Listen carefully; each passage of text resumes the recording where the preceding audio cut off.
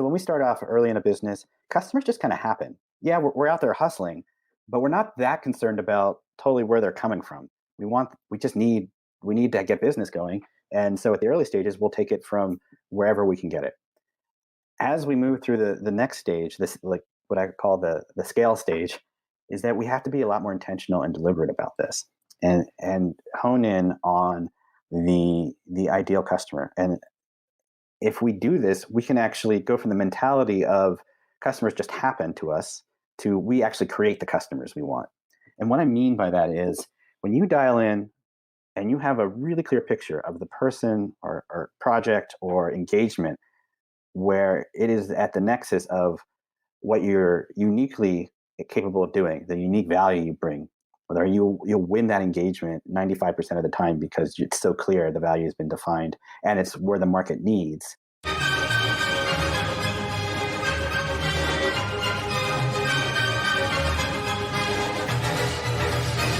So you're a smart business committed to innovation, to service and to modern marketing, and you're asking, what's next? Wondering how you can become even more innovative. My name is Jürgen Strauss from InnovaBuzz, and this is the InnovaBuzz podcast, where we share all kinds of tips, advice and interview guests on all things innovation and leadership in modern marketing. Hi there, innovator. It's great to be back with another episode. I hope you've had an awesome week so far. I trust too that you enjoyed our most recent interviews with Andres Purdy of Outfunnel and with Gigi Rosenberg, public speaking coach. I'm really excited to have on the InnovaBuzz podcast as my guest today, Steve August, founders coach and also founder and CEO of August and Wonder.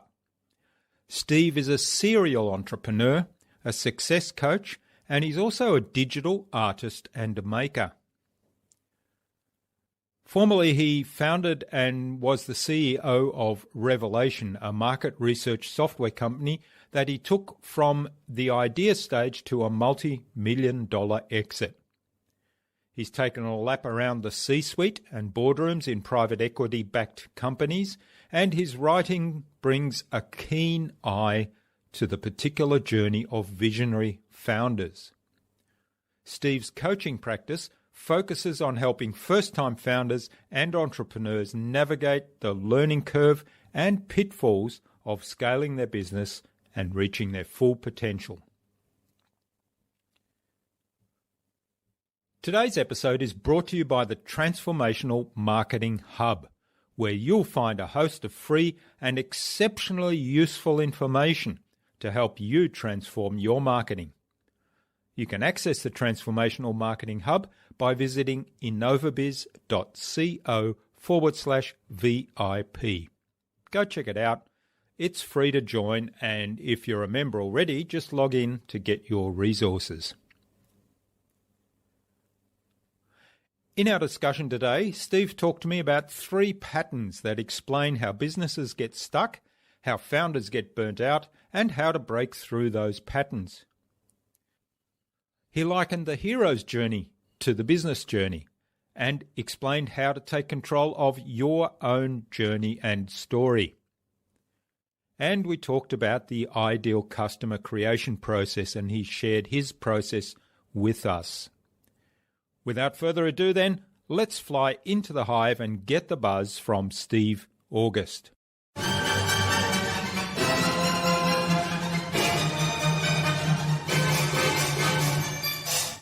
Hi, I'm your host Jürgen Strauss from InnovaBuzz, and I'm really excited to welcome to the InnovaBuzz podcast today from Portland, Oregon in the USA, Steve August, who's a serial entrepreneur and a founder coach. Welcome to the podcast, Steve. It's a great privilege to have you as my guest.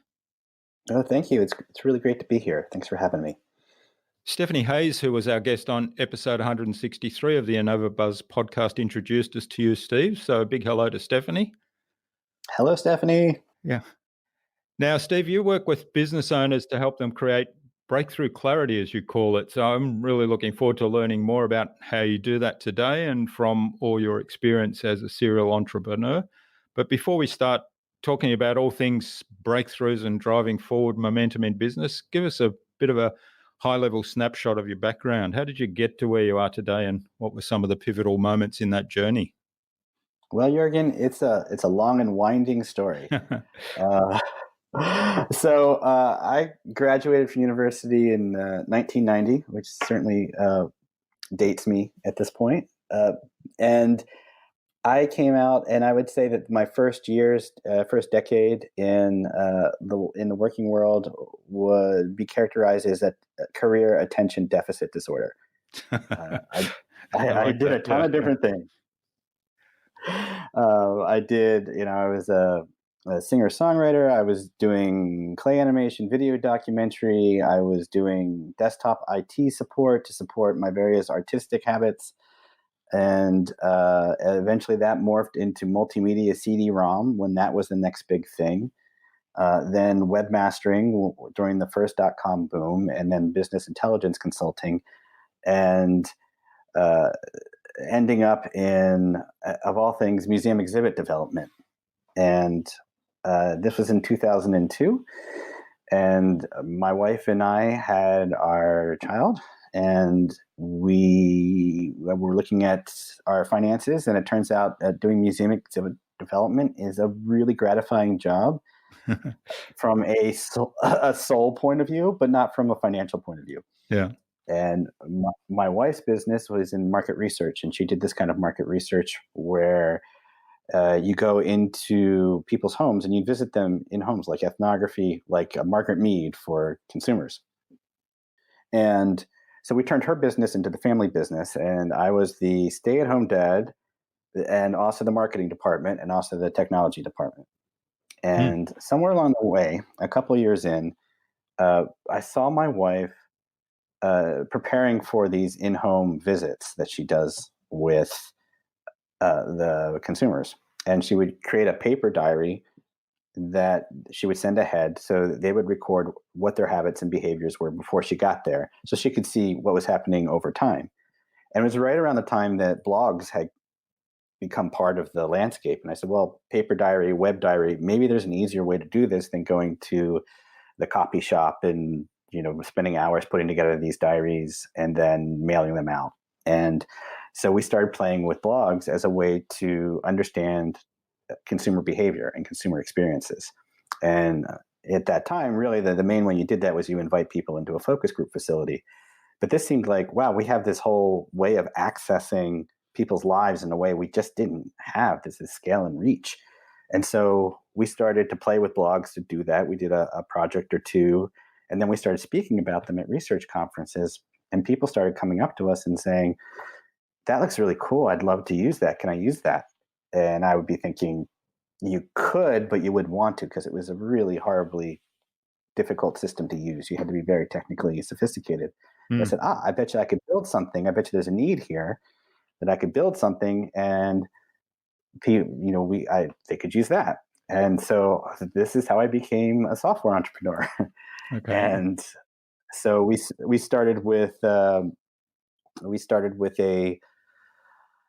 prototype, and a small business loan, and then it turned into a friends and family round, and then it turned into an angel round, and we raised $1.5 million. We released the software in 2008, just as the world was falling over, and we had this software company called Revelation that I was now the founder and CEO of, and that was my entree into the startup world and building businesses on a scale. And so I worked that and grew that until 2014, when we got an acquisition from another software company in our space, and had an earnout year, and then stayed around for a little while longer, up until 2017, when I realized, I woke up one morning and said, I don't have to do this anymore. I quit. And so I quit. And what I did was I decided to give myself a sabbatical year, because I was in effect pretty burnt out from the journey. It was very much a lot of great things and a lot of challenges and a bit of a grind, and a wonderful outcome. So I was able to gift myself a year sabbatical. And during that time, people started coming to me. People in the market research industry and other businesses started coming to me and asking me uh, to think through some business issues with them. And I realized, on one hand, that I had learned a lot. Suddenly, I realized I knew a lot more than I did when I started, and that I really liked it, that I really enjoyed helping other entrepreneurs and founders navigate this entrepreneurial journey, which is a hero's journey, if there ever is a hero's journey. Mm. And to not only navigate it from the tactical and strategic, okay, here's how you want to build your team, here's how you want to execute your sales, here's how you want to dial in and create customers, but also the mental game. Because I think entrepreneurship is one of the great engines of personal development. There's it will challenge you and push all the buttons that you have to push. And it is, in that way, something that makes it almost too easy to have to deal with and grow with any of the limiting beliefs or things like that you have. And so that's where my journey is currently. And then I also have a side project. It's an art project as a company. It's called August and Wonder, and it creates connected home decor art. And our first product is this brass and wood sculpture of a seesaw with a bull and a bear on it, and it connects out to the internet and tilts in real time with the changes in the stock markets. Yeah. I thought that was really neat. So, okay, well, all right, I'm clearer now as to how that fits into your businesses, because obviously you've got an artistic background and hobby there. But what I love about the journey, a lot of people that are successful start off with an idea that's actually based on a need. It starts often with a need that they have themselves, and then they realize that there's other people out there with the same need, which is essentially where your journey started with Revelation. Yes. Hmm. Absolutely. And that's it's been an interesting adventure with the coaching, because there's clearly a need. Being a founder, especially a solo founder, is a very lonely business. Lonely part of the business is, Yeah. and then I find that a lot of what the value is just being able to hold space for a business leader, a business owner or founder, where they have a space where it's all about them, where they can say exactly what's going on, and we can deal with what is in a way that where the only agenda is their success. And I find that is so meaningful to so many founders and business owners. Yeah.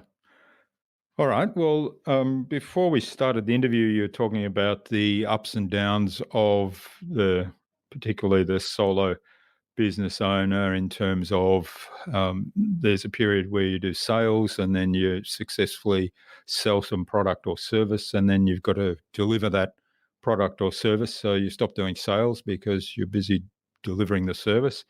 And of course, once the project, if it's project based, is finished, then all of a sudden you have no sales. So you've got to go and do sales again. So it's that up and down. So talk to me a little bit more about that roller coaster ride, and how how that impacts on the business owner. Oh, sure, absolutely. So I see that generally there's three patterns that happen at a certain stage, where you've started the business, you've hustled, you've gotten business in, you're starting to make money, and then things are growing, and then all of a sudden you hit like one of three patterns. You'll either hit a plateau where things just level out, and it feels like no matter what you try, you can't get past this certain level of revenue. Or you'll hit a roller coaster where you're like booming one quarter and then you're kind of down in the next quarter. And that's the selling and doing. Mm. The more you sell, the more you do, the less you sell. Therefore, you get the roller coaster. And then the third pattern is the wall, I call it. And that is the world changes, and your biggest client decides to go another way. The platform you're on, maybe you're selling on Amazon, and they have an algorithm shift, or some competitor comes in and pushes you out. And ultimately, a lot of where I play and help with people is getting past these three patterns. And it's a really challenging time, because you start out in the business and you succeed, and then you have to level up again to succeed at the next level. Mm. And there's a lot of how would I would phrase it as kind of having to like accept the fact that you're going to have to change, that what got you to this level is not going to scale up to get you to the next level. Mm. And that's a lot of the work and thinking I do with the people I coach. Okay. Now, you talked about roller coasters and walls, which I think is fairly self-evident as to why, that is an issue in the business, and also why the business owner might get stressed about that. But what is it about plateaus? Why does a business typically hit that plateau, and what are some of the issues there?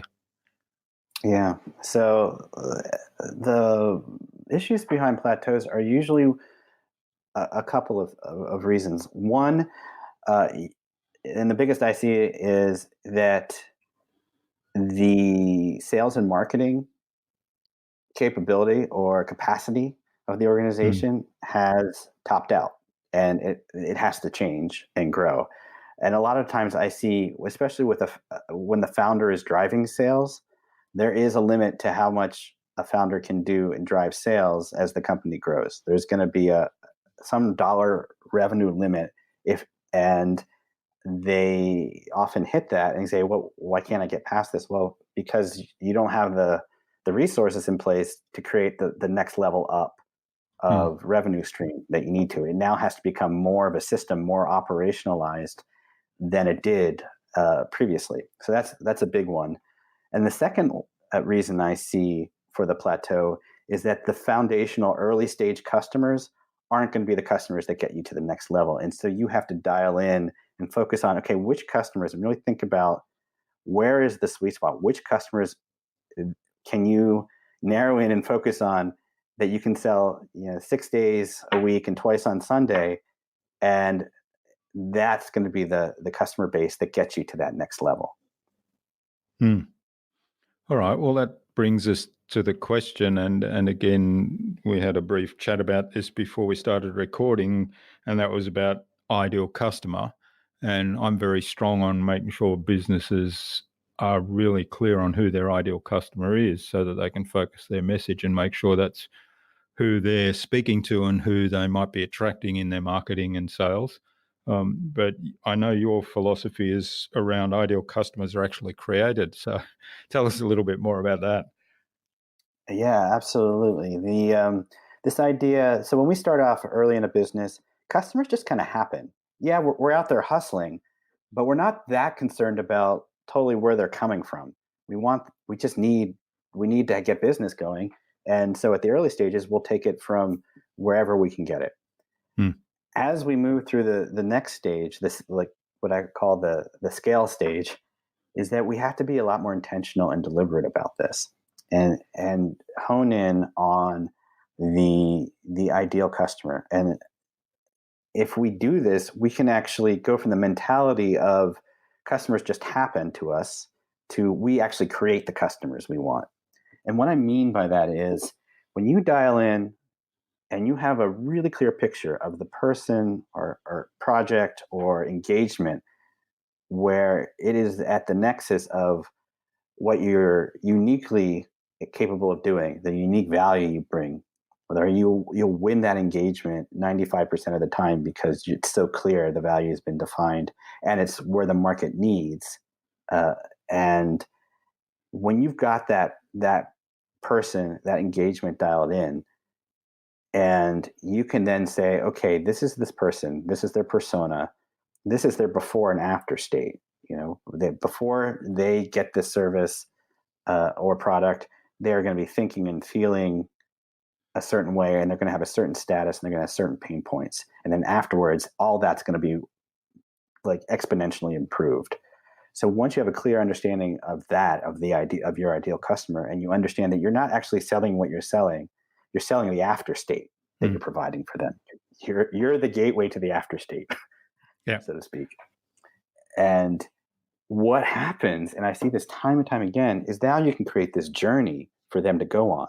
Okay, how do they become aware of you? What are they thinking, feeling, and doing at awareness, at the research, at shopping, at purchase, and when they use your service, and what are the messages they need to hear at that point? What are their pain points, and how do you get them into that? How do you communicate that so clearly? And if you're able to do that, what happens is you almost start raising your flag. So it's really clear to people what it is that you're offering to that ideal customer. And it makes it really easy for them to self-identify and raise their hand and say, yeah, oh my gosh, that is what I've been waiting for. Sign me up. Hmm.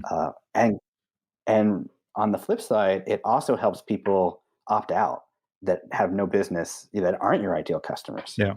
Right? And that's great too, because you don't want to spend time with those folks. So as you go through this journey, as you identify this ideal customer, you can create systems to create the content. What is it that you talk about their after state, their before state, and their after state, and what they're after, and all of a sudden you can have a more and more reliable way of getting your message across. All the people get really caught up in, oh man, I don't have anything to write about in social media or on my blog post. All of a sudden this stuff gets really clear, and it gives you this avenue and this path to create that customer, because you're actually giving them the opportunity to self-identify. Self-identify and self-select as well. Yeah, absolutely. Yeah. Now, I mean, I love that. That's speaking my language very much. But one of the objections I often hear to that when I'm talking to businesses about that is, but if I focus in so narrowly, I'm going to miss opportunities. So how do you answer that? I answer that by saying, yes, you're going to miss opportunities, and those opportunities should be missed. Yeah. One of my favorite books, and I do a series of video book reviews that I post on LinkedIn, and I call the One Big Idea Business Book Review. And it's basically, the premise is that there's so many amazing business books out there, but generally you're going to take just one big idea from each of those books and actually apply it. And so I actually just posted today one of my favorite business books of all time, and it's called The Pumpkin Plan by Mike Michalowicz. And the reason it's called The Pumpkin Plan is because he takes this analogy of a pumpkin farmer. He says how the prize pumpkin farmer works is he or she will plant a bunch of seeds. They'll see what comes up. They'll look at the vines, and they'll identify the pumpkin with the most potential to become a prize-winning giant pumpkin. And they will cut away every other pumpkin on that vine, no matter how good it is. And they will ensure that all the resources coming and nutrients coming from the earth will go into that one pumpkin. And they will weed and obsessively care for this pumpkin. And that's the analogy he says with your business, is you have to do that as well. Actually, it's this idea that going narrower helps you focus, helps you communicate, helps you actually build the business. And you want this, like what I call an inch wide and a mile high. Because what that means is the more specific you get, the more you can talk to that person that is your ideal client. The more general you get, the harder it is to create that message. The harder it is to put across that you're speaking directly to them. And they get that. And this is a mistake I see a lot, and it traps people, is that they're really worried about missing out on opportunities and trying to appeal to the broadest market that they can. But especially at this game, and almost at every level that I've seen in business, like the thing that gets you up to the next level is narrowing your focus, is dialing in and being able to identify what is the optimal opportunity for you, and going after that every day. Yeah, and I can speak from experience there, where every time I've focused in a strategic manner and narrowed down, it's actually resulted in a growth spurt. And it seems counterintuitive until you experience it. But certainly that's what happens. And as you say, you can get really clear about your message. You can get really clear about what's the change somebody will experience. when they work with you. And as Seth Godin points out in the This Is Marketing book, I think, I'm not sure I'm quoting him correctly, but the gist of it is that, you don't sell a product or service, you sell what it does for the person. You sell the experience that they have with you and how it makes them feel. Yeah, and I totally agree with that point of view. You are selling the after state. And a lot of what I do when I take people through this ideal customer creation process is we'll talk a lot about their customers and what they're getting. And a lot of times people are very focused on, well, this is the service I do, and we're going to talk about the service. And I keep asking them, well, what happens next? Then what? Right? What does the person do? What do they feel after they had the service? What were they like before? And get them to the point of like, what you're selling is not what you think you sell. It's this result, it's after state. That's what you're selling. And let's talk about that. And then where do you create that most reliably? Where does that after state have the most impact? Who are the people that you love to work with? Who are the people who treat you as a partner? Who are the people who don't haggle your fees because they see the value in it? And where's the type of work where you feel like, man, this is what I was meant to do? And it's at that nexus that the magic happens. Like you get that all in alignment and amazing things happen. Yeah. Great advice. And I certainly encourage people to listen to that. It's a message that I'm always banging on about. So I'm glad that you agree with me. You talked about entrepreneurship as one of the greatest growth engines, personal growth engines that there is. Can you elaborate a bit more on that one? I thought that was a I'd be really happy neat way to put it. Right. Well, just coming from my own experience, one of the things that I realized as I was doing my startup revelation, and as I was looking back on it, is that one of the things that my dear grandmother passed down to me from her Depression era existence was this notion of scarcity. That somehow I internalized this sense of scarcity, and while I realized that a lot of times in the startup, what I was fighting wasn't as much what the market was doing and what the software was being buggy. Like all this stuff are like, that's table stakes. What I was really fighting was my own internal limits, my own internal belief systems. Like that was the thing that I think was the biggest challenge for me and the biggest challenge for the company, because I really believe that the CEO, especially the founder CEO, whatever they are dealing with internally, the whole company is kind of dealing with internally or externally for a lot of people.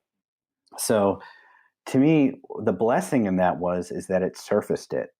And as I worked through with my coach, it was like, okay, here's what I'm hitting. Why don't I believe I can do this? Or what is it that I'm running up against, in the sense of like, okay, where is this block? And if I'm not engaged in this activity, if I'm not putting myself out there, if I'm not just a little bit out over my skis, like that might not be being triggered at all, and I won't have to deal with it. And I feel that with entrepreneurship, there's a few of the classics with those. The biggest one is the imposter syndrome, when you get any measure of success, or just prior. Scarcity syndrome. Then there's a few others, dealing with what competitors are doing and filtering all the noise. Comparison complex, that's what I call it. And these are things that ultimately, the biggest win at playing at the game is like at the personal development level is like, okay, here's how I'm growing as a person and finding abundance in the world, or accepting that I have this ability to create something that has value and meaning to people in the world, and I'm getting recognized for it, either through financially or through visibility, and that I don't have to feel like I'm a fraud for that. Like being able to grow into that and be able to face those things is an interesting dynamic, because if you're playing the game of entrepreneurship at the personal development level, then anything that happens to you at the business level of entrepreneurship is a win. A win is a win, right? Because you succeeded, you did something, You accomplish something. A setback is a win because it You is learn helping something. you develop. Yeah, you're Mm. developing as a person and you're growing. And all of a sudden, it it's such a valuable construct because entrepreneurship is not a straight line, as I'm sure you know. It Mm. is ups and downs and setbacks and persistence and joy and frustration all together. It is truly a hero's journey. But seeing those setbacks and those times of challenge as it doesn't matter what happens in a sense because I'm growing, I'm winning the personal development game is kind of a liberating way to do it. It's not always easy, but Mm. especially when you're in the thick of it. But if you're able to have that perspective, it changes a little bit about how you're perceiving a challenge. Like, what is this thing teaching me? How am I supposed to grow here? Yeah. Yeah, I can't remember who this quote comes from, but it's one that I really like, and it says that you either win or you learn.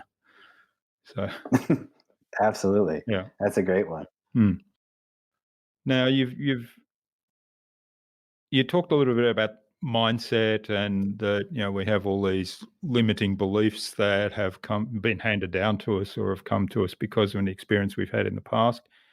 Um, how do you work with your clients, or how did you yourself deal with the mindset issues that people, or that you had, or that your clients have, that are potential barriers?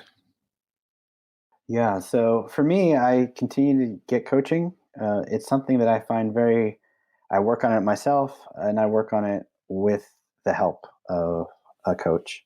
Mhm. And I find that is so valuable uh, to have the space, right, to explore that.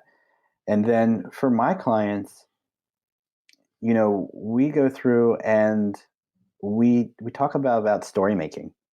Like a lot of the stuff that happens doesn't happen. It's a story that makes that Mm. we create in our mind. So if we see a setback and I hear, well, of course that happened. That always happens to me. I'm like, okay, let's challenge that story. Where's that story coming from? And we start peeling back the layers of that. And um, and it's in those reactions that I start to separate what is and what is how you feel about what is. And in the feelings is generally where the mess is and and it's usually that mess is much more challenging than the situation itself. And that perspective of that kind of zoom out, or let's pull apart this mass of a problem here, because they'll come with a problem like, here's the problem and sales are down and we're going sideways, and what is this going to mean for me? And what's going to happen? And what if we run out of money? What if this? And then we start peeling back where all these stories are coming from, what's being said, what's firing as a matter of a protective mechanism that's always been there and has been helpful in the past and maybe isn't so helpful in this Mm. moment, and what is the things that we can actually put in, move into action. And every time that happens, and I call it sometimes the painful blessing of crisis, Mm. because crisis sucks, but it forces us to see things. It strips away illusions and it helps us to understand where we need to grow. And it's painful, but it gives us the opportunity to like face this and say, okay, what is the thing that is happening and what can we do about it? And what is the feelings and what were stories we're creating about the things that are happening? And can we create different stories? Is this a story? Can we go from this always happens to me and this was bound to happen to like, wow, this is that time that we hit this challenge and I didn't see it coming, but I learned that how to like improvise on the fly and figure it out. And this was the time where I got to do that, or one of the first times I got to do that and succeed. And that changes the narrative. We try to play with the story. Mm. And to me, that's where things get really interesting. Yeah.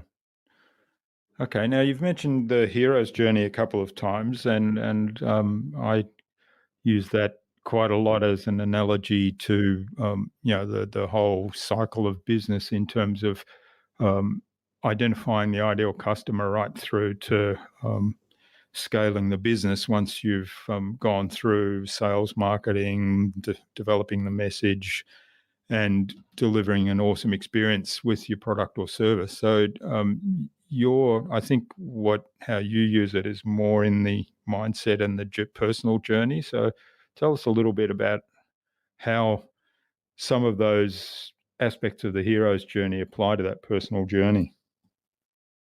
Well, I think of it as a hero's journey because it's sort of, when you start off on a business, a lot of times you don't know what you don't know, but you have this vision of what you want to create. And entrepreneurs are driven by that vision. They're driven to make that thing that they see uniquely and make it real so other people can see it and enjoy it and get the value of it. And so that's sort of the quest. And as we know, business is not a sentimental creature. Right? Business is it's got a set of rules, and it doesn't really care much for your feelings. And so there are always going to be things that, as they say, I don't know if it was Eisenhower or one of the American generals from World War II who said, no plan survives first contact with the enemy. And so we start off and we have this vision of how it's going to go. And then we get into the doing. And then we realize, this is not going to be as easy as I thought it was. And it almost doesn't matter how many times you've been through the game. Each business is its own creature. And there's a monumental lift to get those early milestones, to get those first customers, to get that first product built, shipped. And there's going to be setbacks. There's going to be days where the software crashes. There's going to be days where a client cancels. There's going to be days where you don't close any sales. And there's going to be great days too, where, you close 6 sales or the product is killing it and you got your client an amazing breakthrough.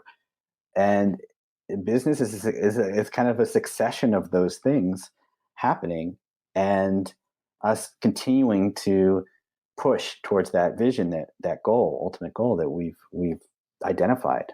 And so it's in the doing is where the journey is. And I guess the visual I like best to imagine it is you imagine the mountaintop that you see off in the distance, and the valley and the path to get to the mountaintop is shrouded in clouds.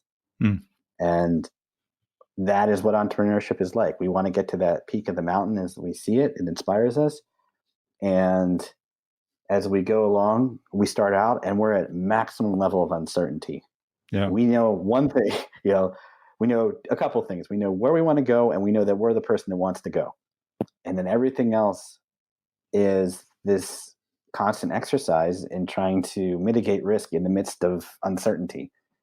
And that's why I think it's a misnomer that people say, or a myth that people say, that entrepreneurs are risk takers. We're actually really risk averse. We're just driven to take on lots of uncertainty to get to this thing that we want to create. And the whole time along the way, we're trying to reduce risk and minimize risk, but without being able to see, more than a few feet in front of us, there's going to be times when we trip on a stone. Yeah, I like the mountain and the foggy valley analogy. That's really great. So you talked about business vision, and I know you work with your clients to look at values and beliefs around that, and also develop the business purpose. So how do you suggest people go about looking at those things, and if they haven't got something in place, developing something like that, or if they have got something in place but perhaps not, perhaps they have reached that plateau, so maybe it's time to go back and relook at those. Yeah. So this is a process I use to help people figure out, which customers they want to create, their ideal customers. And we'll talk a lot about their current customers, and we'll talk about the engagements, clients, projects, and we'll talk about, okay, which ones made you feel like this is why you got into this in the first place, and which ones are, the most profitable, and which ones are the clients you love to work with, and which ones um, are the ones that are where you felt like you had the most impact. And then we'll talk a lot about them too. Uh, we'll talk about, okay, what was your interest in this? What actually drew you to this field in the first place? Why do you do this? And I'll give you a great example of this.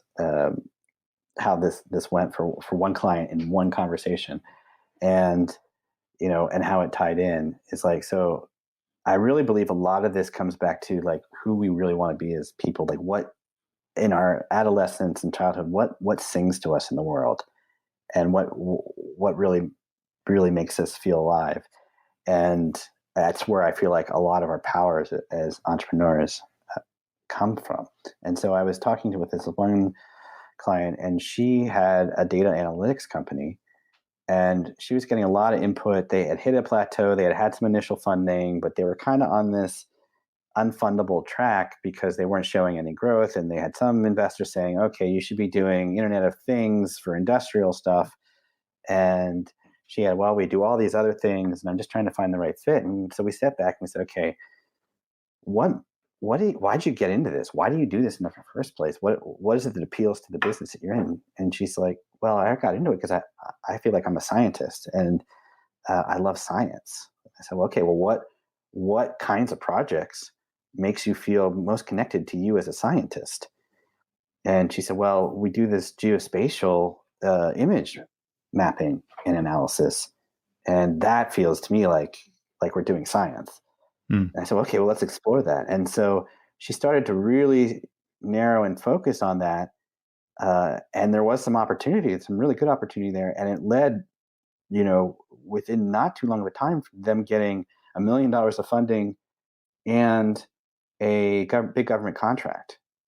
So it was an amazing thing. And part of it is an internal exercise of, okay, what are we really here to do? And because usually where you're most passionate, or what connects you to what really drew you to this line of work that you do, and the specific kinds of impacts you like to make on the world and on people, like that's usually the first, like one of the axes to look in. Like, okay, let's look there. Okay, let's figure out, from the market's perspective, what's the intersection of that with your best opportunities. And usually there's a sweet spot in there. It's not a blind follow your passion and everything will follow. It's like, where is the intersection of your passion and the impact and value you can bring to the world that the world recognizes? And then we'll look at that, and we'll look very closely, and then we'll get into the details of, like, I want clients who pay. I want clients who see the value of me as a partner. And we'll actually then move into what one of my coaches named Garth Jackson gave me what he called a conditions exercise. And this exercise is an amazing exercise. It's so simple, but it's a great way to clarify what you want out of any situation, from your life in general to a specific client negotiation. In this case, we use it just for what are your ideal, what are the conditions or the characteristics of your ideal clients. And it's a really simple exercise. You take a piece of paper, you draw a line down the middle, you draw a line across the center, and you label the 4 quadrants. You've got must-haves in your top left, can't-haves in your top right, nice-to-haves in your bottom left, and will accepts in your bottom right. And in your must-haves, you list, okay, these are the things that my ideal customers, clients, projects have to have. These are the things that I will, if they're not there, I'm not interested. It's a deal breaker. Right. And then here are the things they can't have. I was working with someone today, and they said they can't be soul sucking clients. Yeah. Some clients, they literally suck his soul. And he's like, I'm done accepting that from people. I don't care how much money they have at this point. It's not worth it anymore. And then the fun thing is to play with is the difference between must have and nice to have, because sometimes nice to have is just a nice to have. It's, something that, I can live without it, but if I, got it, I'd be smiling ear to ear. But the deeper nice to have definition is the thing that you're really afraid to ask for, but you really want. So, and I play this kind of kindly trick on folks is that we go through the must haves and then we go through the nice to haves, and I say, okay, what would it look like if you took all your nice to haves? Like, it would be really nice if my clients paid within 30 days. What if you moved that up to a must have? How would you make that happen? How would you approach the client development process to ensure that, or filter out people who wouldn't pay you net 30? And that's the power. That's when you're starting to create clients, because you're so clear on what you want. You're so clear on what is the ideal client for you. You can start in your marketing and business development processes, basically helping you identify them and them identify and select for you. Yeah. Yeah, I like that exercise, the conditions exercise. It's a really neat way to look at that. And yeah, particularly the challenging on the like to have and saying, well, there might be something there that you really just, you believe you can't get. So you put it in nice to have. Yeah. And it works on the other flip side too, between can't have and will accept, because will accept are things that you're tolerating.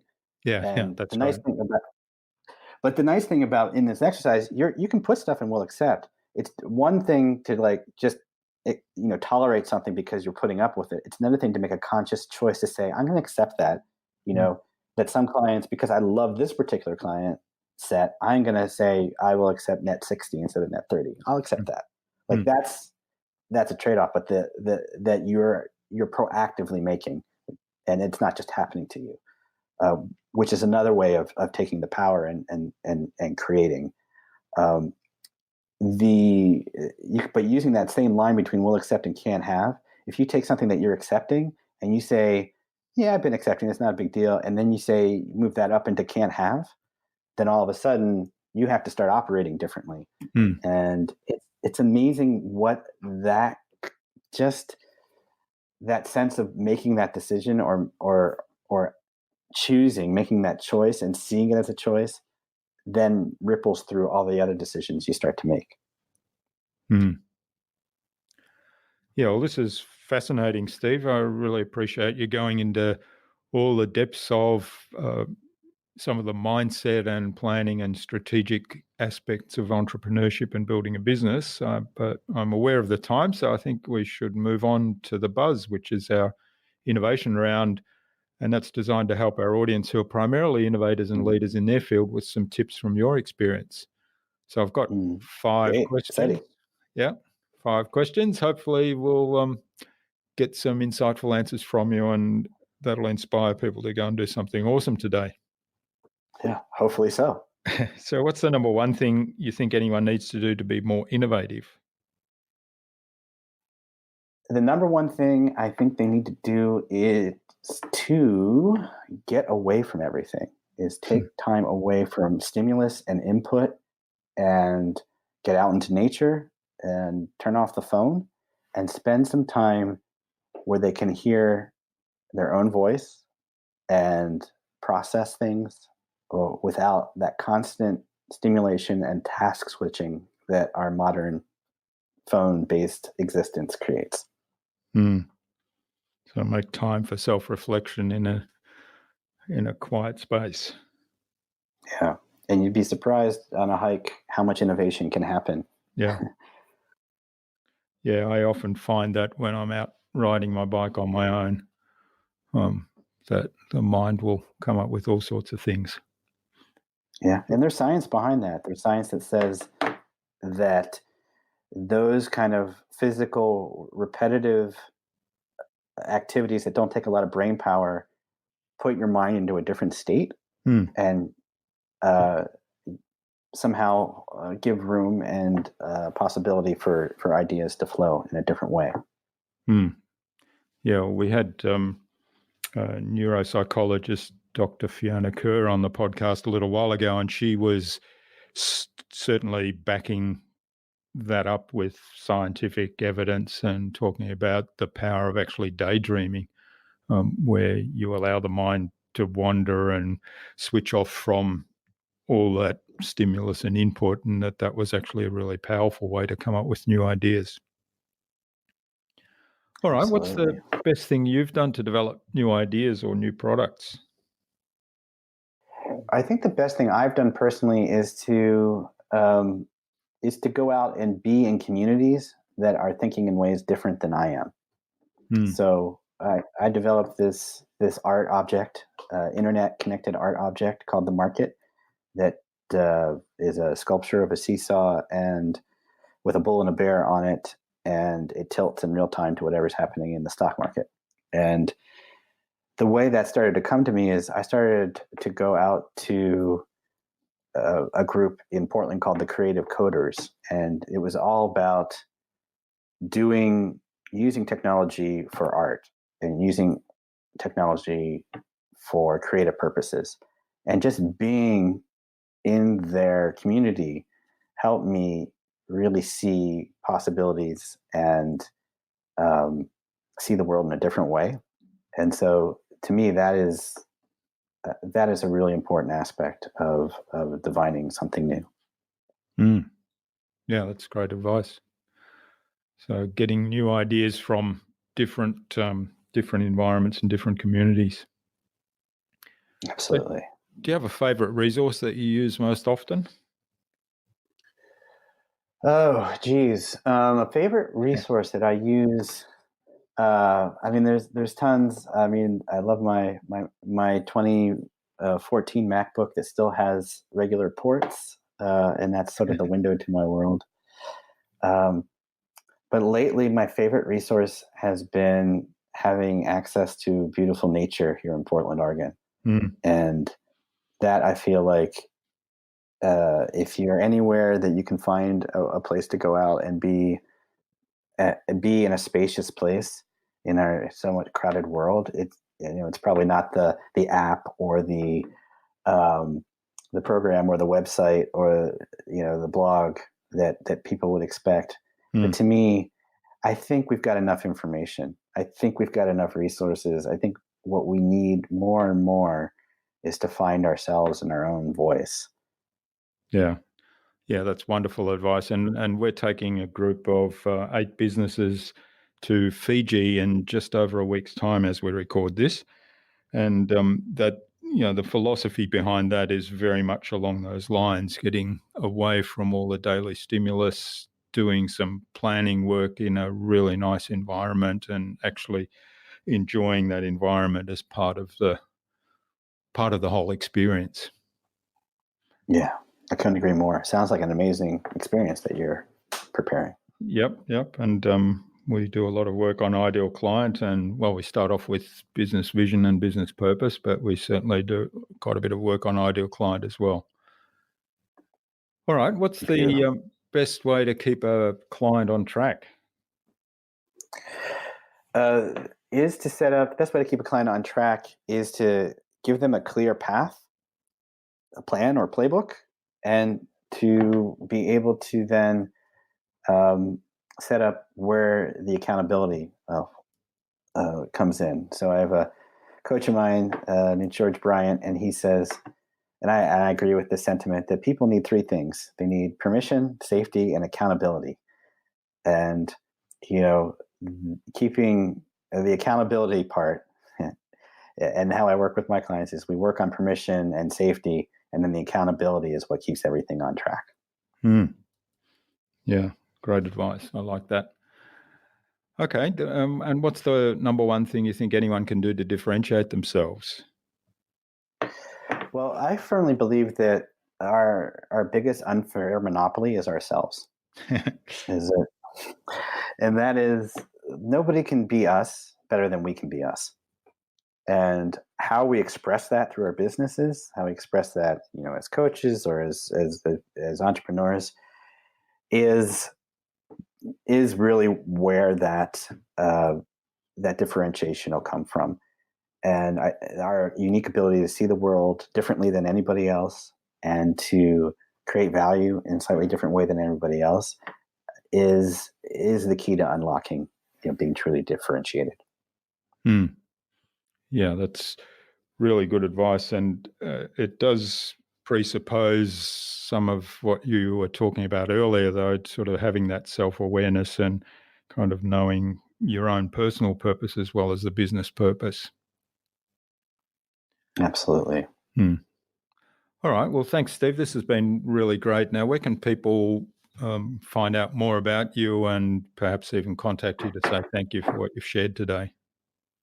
Sure. My site is steveaugustcoaching.com, and you can reach me there. You can reach me on LinkedIn, and I'm on Twitter at Steve August. And I guess I got in early to be able to get Steve August without any numbers or names or anything like that, at Steve August.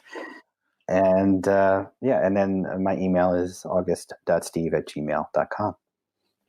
All right. We'll have links to all of that in the show notes so people can click through and find out more.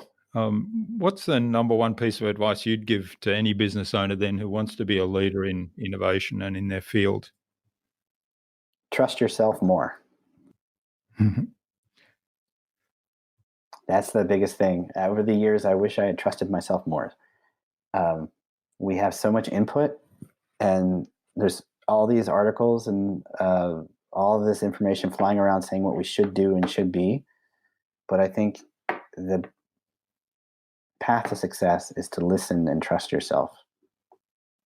Yeah, that's great advice. And sometimes I reflect back on some things where I've doubted myself and then realize in hindsight that my initial instinct was correct. In fact, that happens to me more than I wish it did, that my initial instinct was correct and I should have gone with the initial instinct.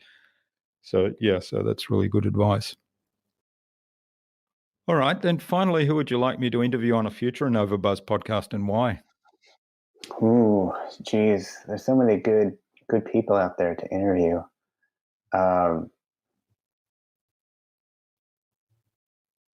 Let's see. I think that a person named George Bryant he's in the mastermind, or I'm in part of his mastermind. He's a brilliant digital marketer, and with a slogan that says, relationships beat algorithms. And I really like his approach. He's a very dynamic speaker and has an amazing track record. So you won't likely get a word in edgewise, just as fair warning, once he gets going. But he's a wonderful interview as well.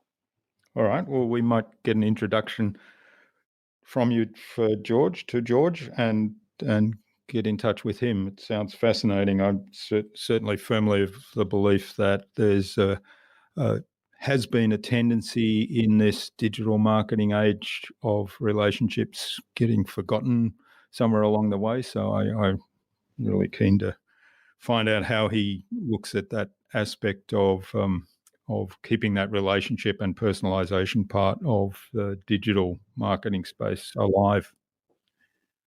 All right. Well, thanks so much for sharing your time and your insights with us on the InnovaBuzz podcast so generously today, Steve. I've really enjoyed this. I've learnt a lot. I've written down a whole heap of ideas that I'm sure I'll be able to implement in some of the things we're doing. And I'm keen to share this episode soon, and I'm sure that the listener will get a lot out of this as well. So I wish you all the best for the future, and let's keep in touch. Thank you. It's been great being here. Really, really enjoyed the conversation.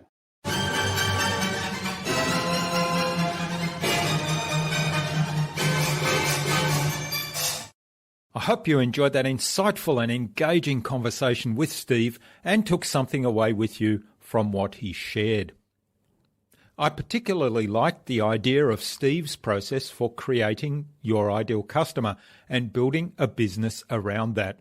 But of course, he was preaching to the converted in me with that message.